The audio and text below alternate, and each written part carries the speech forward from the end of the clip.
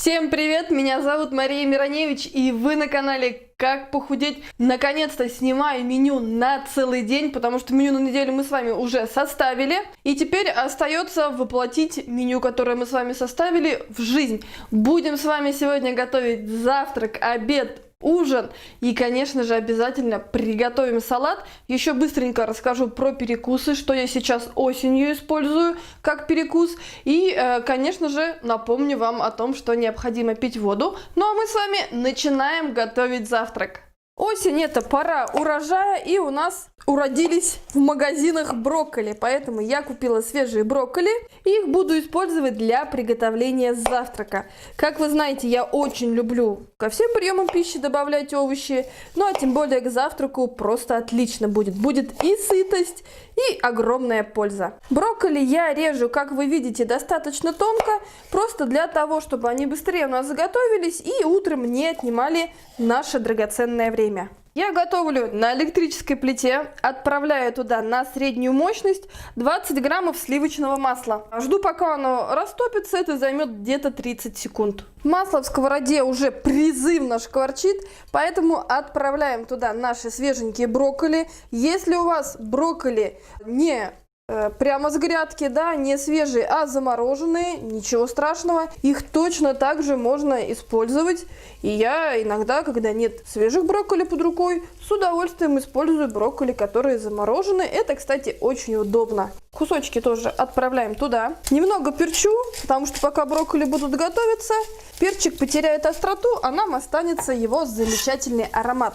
Теперь накрываю крышкой и оставляю на средней мощности для того, чтобы брокколи просто упарились. Пока брокколи у нас доходят, мы с вами начинаем готовить омлет. На 2 порции омлета я беру по 2 яйца, добавляю к ним 120 мл молока, по 30 мл на каждое яйцо, присаливаю. Я люблю немножечко хорошенько присолить. Ну и теперь наша задача просто смешать яйца с молоком. То есть там ни до какой пены, ничего совершенно не нужно. Омлет и так будет нежным и пышным. Пока мы смешивали яйца с молоком, от брокколи идет просто замечательный аромат. Они, кстати, поджарились немножечко. Сейчас я их переверну на другую сторону. Честно, еще я просто не до конца привыкла к своей старой плите, потому что скоро у нас будет уже и новая кухня, и новая плита. Но меню я снимаю и, честно, также каждый день готовлю на этой плите. В основном все проходит удачно. Теперь наша задача залить яично-молочной смесью брокколи, что мы с вами и делаем. И я теперь оставляю на самом маленьком режиме, это у меня единица. Накрываю крышечкой и ждем, пока омлет будет готов. Наш замечательный омлет, вкусный, полезный, простой в приготовлении, готов. По желанию можно к нему добавить кусочек сыра 30-50 граммов. И давайте узнаем, сколько весит наша порция чудесного омлета на завтрак. Вес порции составляет 336 граммов. Благодаря такому завтраку вы будете себя чувствовать отлично. С вами до самого обеда будет сытость и отличное настроение. А если вдруг между завтраком и обедом вас посетит голод или просто захочется перекусить и побаловать себя чем-то вкусненьким, то на выручку нам приходят замечательные фрукты. Обожаю яблоки, ем их каждый день минимум 1 штуку. Сейчас осень, это сезон груш. Апельсины, мандарины, бананы – самое главное правило, когда вы перекусываете фруктами либо овощами, овощным салатом. Выпейте после этого стакан воды, потому что очень многие до сих пор пишут мне, что я перекусила яблоком или съела банан, и у меня после этого голод. На самом деле это жажда. Не забывайте про стаканчик воды, и все будет просто отлично. Ну а мы с вами готовим, наконец-то, суп с тыквой и чечевицей. Он невероятно вкусный, и это, наверное, один из самых любимых осенних рецептов. Начинаем, как обычно, приготовление с того, что нарезаем овощи. Первым у меня идет лучок. Его нужно нарезать мелким кубиком. Как всегда, готовим в одной кастрюле, поэтому лук я сразу с доски в кастрюлю в эту самую и отправляю. Еще у меня есть 4 симпатичные морковки. Если ваша морковка более крупная, то просто возьмите 2 штучки. Нарезаю сначала на полоски, А затем нарезаю мелким кубиком. Еще у меня есть два красивых, невероятно ароматных сладких перчика. Ну или правильно сказать, находясь в Сербии, паприки. Я тоже нарезаю сначала перчик соломкой, а затем режу не крупным кубиком. И вот она, царица нашего осеннего стола. Это красавица тыковка. Тыквы у меня 800 граммов. Вы можете взять чуть меньше, чуть больше. И по желанию, если у вас есть в холодильнике, добавить кабачок. Тыкву я нарезала пластинками. Затем режу ее на вот такие ломтики. А ломтики уже нарезаю не крупным кубиком. Все овощи уже в кастрюле. Я поставила ее на плиту, включила на 2. Добавляю 2 столовые ложки растительного масла. У меня самое обычное подсолнечное, без запаха. Наши овощи должны разогреться. Теперь опять перчу. Ну и жду, пока овощи зашкварчат. Овощи выглядят просто великолепно, а по моей кухне распространяется просто аромат самой осени. Добавляем 250 граммов красной промытой чечевицы. Это та чечевица, которая для супов. То есть она быстренько разваривается. Это то, что нам нужно для супа. И начинаем добавлять воду. Воду я добавлю необходимое количество до того, пока кастрюля не будет почти полной. Воду я долила, у меня получилось 1,5 литра на 3-литровую кастрюлю. Солю, перец я уже добавляла. И теперь оставляю на маленьком огне до готовности чечевицы и овощей. У меня прошло 10 минут, суп уже готов. Ну и последний штрих, превращаем его в чудесный осенний суп-пюре. Наш яркий, как сама осень, суп отправляем в тарелку. Обожаю супы-пюре, крем-супы, потому что они, ну, во-первых, просто очень вкусные. Во-вторых, это то, что нужно осенью. Они получаются плотной текстурой, которая замечательно сообщает нашему желудку о сытости. И после них себя чувствуешь невероятно комфортно. Так что, если никогда не готовили раньше суп с чечевицей и тыквой, обязательно приготовьте. Ну и, конечно, напишите отзыв. Вес моей порции тыквенно-чечевичного супа-пюре 452 грамма. Еще вы часто спрашиваете про перекусы. Ну и, конечно же, практически всех нас тянет на сладенькое. Сейчас я с вами поделюсь восхитительно вкусным, простым рецептом, для которого у вас, скорее всего, все есть дома. Если что, докупить это можно в обычном магазине. Это вкусный перекус, это сладкий перекус и полезный. Давайте скорее приготовим его. В стакане у меня 50 граммов малины, она была замороженная. Я ее заранее достала, и она у меня разморожилась. Измельчаю ее прямо с помощью ложки. Никаких дополнительных инструментов нам не понадобится. Здесь у меня 3 чайные ложки кокосовой стружки и 1 чайная ложка самого обычного какао-порошка. Добавляем это все дело к малине. Добавляю ложку меда. Больше не потребуется, потому что малинка и так вкусная и сладкая. Теперь наша задача все хорошенько перемешать, чтобы и какао смешалось с малиной и с медом. Это буквально минутку займет. Добавляем половину йогурта для того, чтобы все лучше перемешалось. Перемешиваю, чтобы наш десерт был вкусным, однородным. Посмотрите, просто какая красота. Ароматы просто великолепные. Если вы любили раньше покупать шоколад с ягодами, то попробуйте этот десерт. Я уверена, что в нем кроется ваше спасение. Добавляем вторую половину йогурта. Как вы видите, у нас получается целый стакан десерта, который принесет вам и пользу, и удовольствие. Теперь мы это дело все хорошенечко перемешиваем.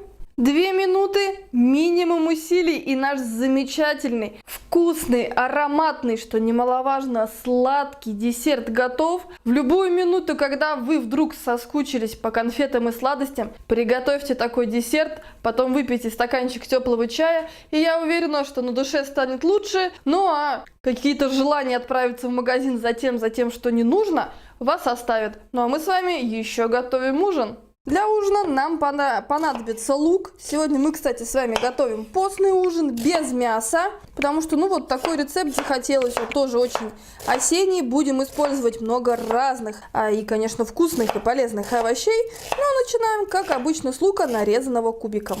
Я нарезала сразу 2 луковицы, отправляю их в глубокую сковороду, сотейник, там уже 2 столовые ложки растительного масла. Ну а мы с вами продолжаем готовить наш ужин. Я взяла 5 чудесных морковок, вы можете взять более крупные морковки, тогда штучки 2 берите. И нарезаем морковку меленьким кубиком.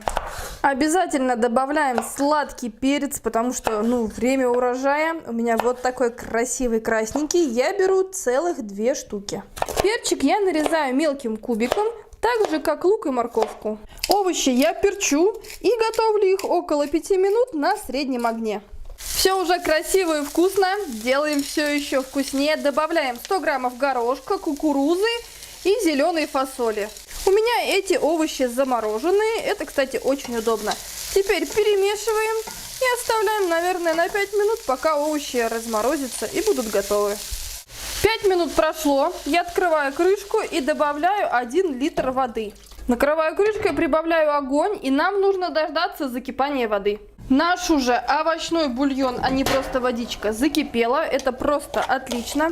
Я добавляю сюда чайную ложку соли. Вы можете добавить чуть больше, чуть меньше, это, конечно, дело вкуса. Полкило булгура. У меня булгур дробленый, поэтому у меня все будет готово за 10 минут. Если у вас обычный булгур, то, естественно, следуйте рекомендациям от производителя на упаковке вашего булгура. Теперь все еще разочек перемешиваем. Большой огонь нам сейчас совсем не к чему, нам просто нужно, чтобы овощи и булгур дошли до готовности. Поэтому я убавила на самый минимальный. Специи мы с вами уже добавили. Накрываем крышечку и ждем 10 минут до готовности. Просто посмотрите, как ярко и красиво выглядит наш ужин в сковороде. Теперь снимаем крышку, действуем аккуратно. Ну и, конечно, отправляем наш вкуснейший ужин на тарелку. Как вы видите, булгур получился рассыпчатым, но и он получается ярким, красивым, очень ароматным. По своему вкусу вы можете менять овощи, и будет тоже вкусно, и каждый раз у вас будет появляться немного другой оттенок и вкус. Вот такую щедрую порцию булгура на ужин можно себе позволить. Вес моей порции булгура 340 граммов. И если вы раньше не готовили булгур, обязательно попробуйте, ведь это просто и вкусно. Вы прекрасно знаете, что никакой мой ужин не обходится без овощного блюда. Сегодня это салат, мы с вами продолжаем тему морковки, потому что она очень доступна осенью и зимой. Ну и еще добавим огурец. Давайте готовить наш салат. У меня 5 вот таких красивых молодых морковок. Их я натираю на мелкой терке. Морковка готова. Я добавляю к ней 3 зубчика чеснока, которые пропустила через пресс. Продолжаем делать нашу морковку еще более вкусной. Добавляю чайную ложку лимонного сока, чайную ложку обычной горчицы. Еще добавляю 2 столовые ложки растительного масла, у меня оливковое. Теперь наша задача смешать морковку с соусом, который мы добавили, чтобы она была вкусная, ароматная, сочная, ну и, конечно, пряная. Еще у меня есть вот такой красивый большой салатный огурец. Разрезаю напополам, затем на четвертинки. Огурец я нарезаю мелко тоненькими пластинками. Соединяем все ингредиенты для нашего салата. Отправляем огурчики к морковке. А вот здесь у меня 150 граммов зеленого горошка, который я перед съемкой достала. Он был замороженным, и я его просто подержала при комнатной температуре. Он разморозился и получается вкусным и натуральным. Поэтому горошек в банках я больше не покупаю, а просто вот так размораживаю замороженный. Это очень удобно и вкусно, и вкус получается такой, вы знаете, более мягкий, более легкий, и на мой вкус даже более приятный. Поэтому обязательно попробуйте добавить в салат размороженный горошек и напишите ваш комментарий. Итак, пора к ужину отправить салат на тарелочку. Посмотрите, какой он получается красивый. Как всегда, ингредиенты самые простые. Я очень люблю морковку, и особенно в осенне-зимний период морковка, красавица, приходит нам всем на выручку. Так что смело добавляйте ее в разные блюда, и будет очень вкусно и полезно. 320 граммов весит моя порция осеннего вкусного, простого и полезного салата из морковки и огурца.